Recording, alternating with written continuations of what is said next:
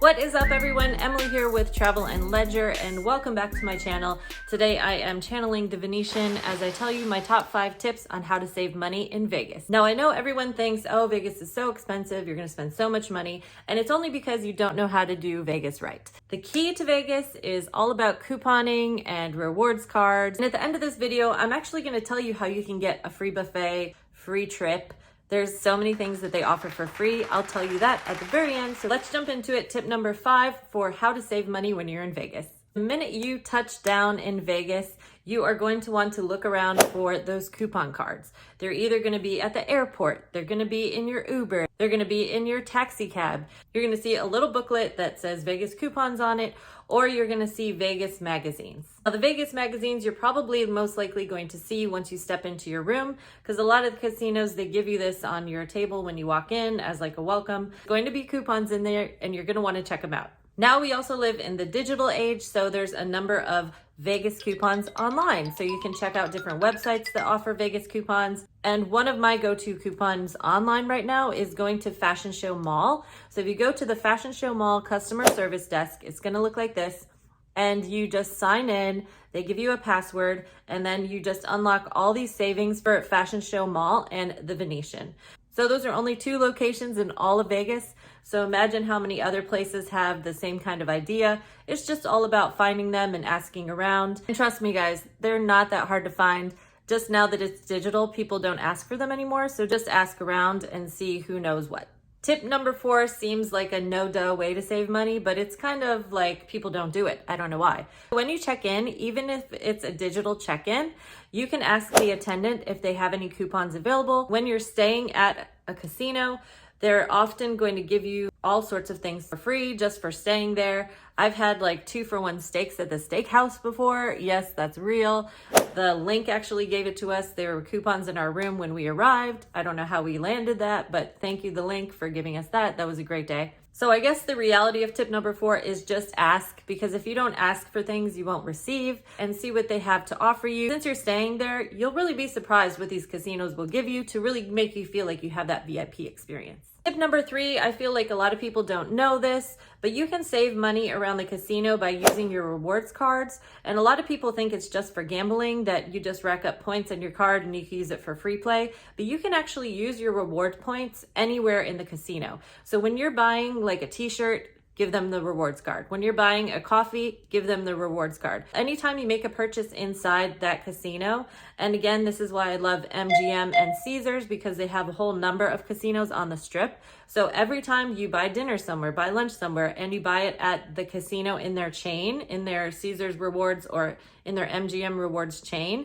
you're getting points that you can use towards dinner tomorrow or towards lunch tomorrow. You don't always have to use your points for gambling. You can use your points towards everyday items like coffee, food, t-shirts, because the reality is you're in Vegas, you're going to have to spend some amount of money. Just always offer your rewards card, even if it's a bottle of water, whatever you're buying, you're going to get points for that. In addition to that, you can bring all of your points to the rewards counter desk, and at the end of your stay, bring all of everybody who's staying with you, bring all of your points to the rewards center desk, and they may even just comp your whole stay period. Like your bill may be 0 by the end of it. And this holds true for any rewards card. So maybe you just signed up for the rewards card. You'd be surprised they might end up giving you a discount on your room rate. And you'll be surprised what the rewards center can do for you, because they want you to come back. They want you to come back to Vegas and have a great time and spend just as much money as you did this time. I'm just gonna pause right here. If you think that this video is saving you so much money, can you tell the people below in the comments, just so it gets me better in the algorithm so I can help more people out? Thanks. On to the next one. Tip number 2 on how to save money in Vegas is to go to CVS, go to Duane Reade, go to any little like corner store. It's going to be like 75% cheaper than buying something in the casino. The last time I was at the casino, tall boys were $5.99. Some of them were $6.99. And then I went right next door, literally right next door was Duane Reade, and the same tall boy was $1.99.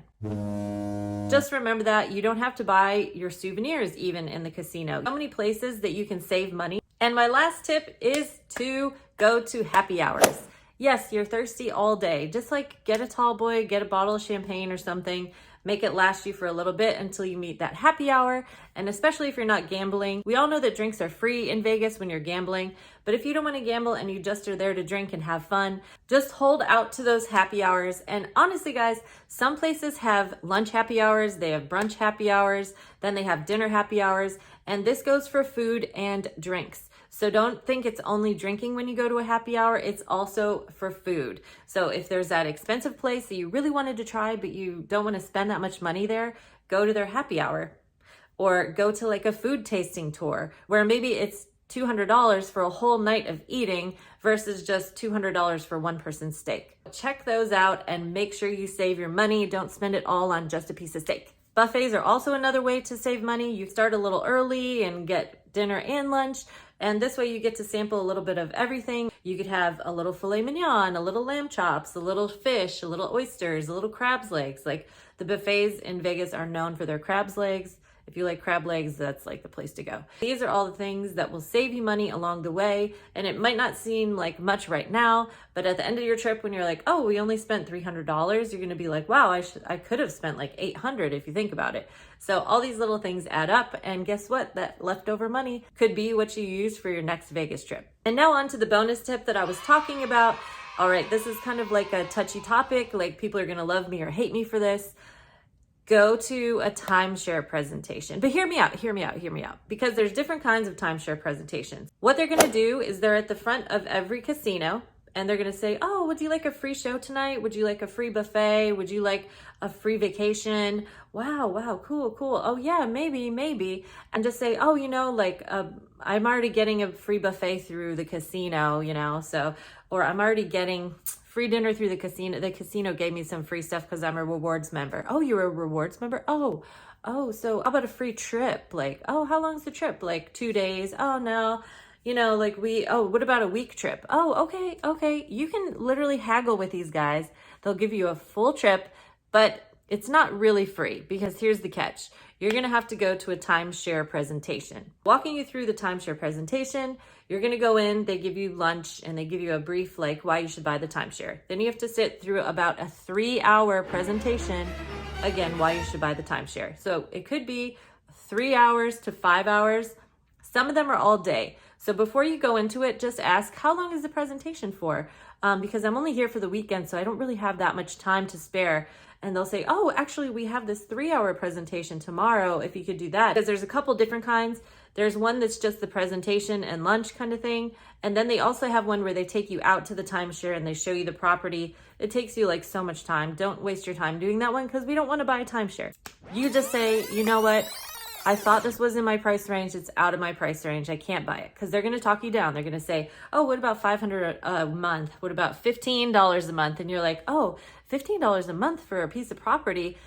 Guys, with timeshares, you can never really sell the timeshare. So that's the catch. So don't get suckered into it. You're going to want to say yes, but just don't say yes. Trust me, don't say yes. Just take the free trip because it could be a whole week. I spent a whole week in DR doing a timeshare. Mine was a 3-hour presentation. I didn't even have to sit through the whole thing because we told them we couldn't afford it at the end of the day. They did try to haggle us, but we got a free week trip out of it and $400 in free play. I'm not making this up. This is real life. So if you guys want to go through the process, then this is the perfect opportunity for you to get a free trip. But if you're only in Vegas for like 2 days, it's not worth it because it takes a long time. So don't do it if you're only in Vegas for 2 days. But if you're there for like 5 days, you could spare like 4 or 5 hours for a timeshare presentation, So just something to think about. And I hope you save so much money your next Vegas trip. Just to remind you, I'm talking Vegas all week. So make sure you subscribe, hit that notification if you want to get the next tip next week. And I will see you in the next video.